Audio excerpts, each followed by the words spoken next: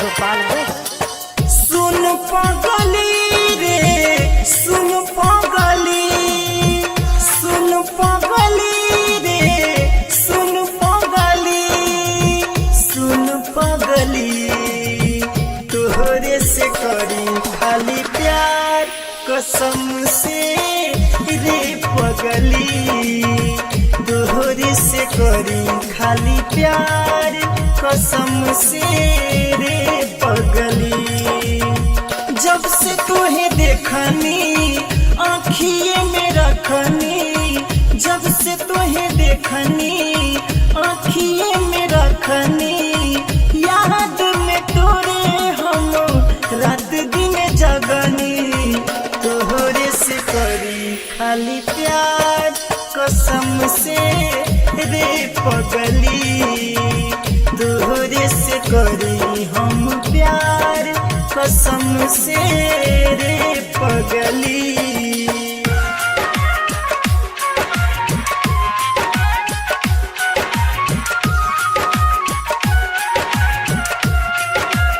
Music by S बाबू गोपालगंज।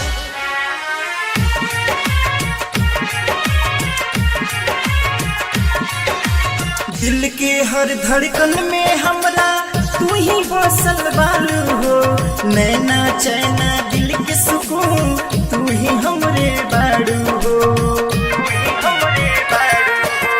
दिल के हर धड़कन में हमरा तू ही बसल बारू हो, नैना चैना दिल के सुकून तू ही हमरे बारू हो।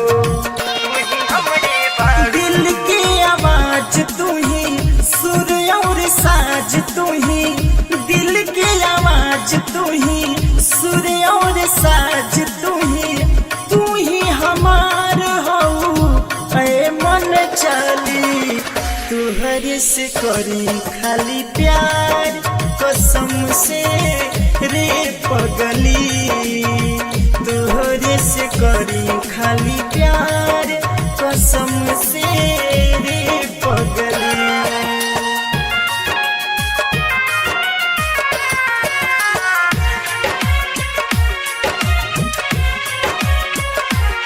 म्यूजिक बाय एस बाबू गोपालगंज।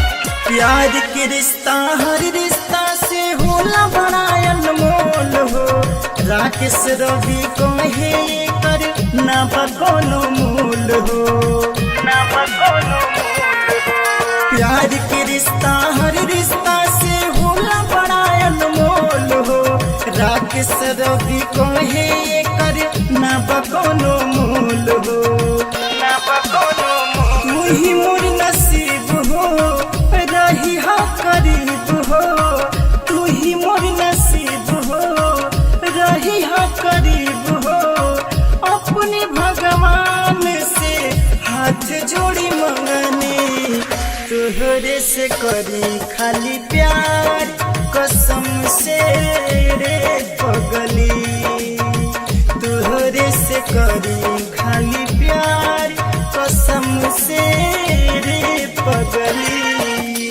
सुन पगली रे सुन पगली, सुन पगली रे सुन पगली, सुन पगली तोहरे से करी खाली प्यार कसम से रे पगली, तोहरे से करी खाली प्यार कसम से रे पगली।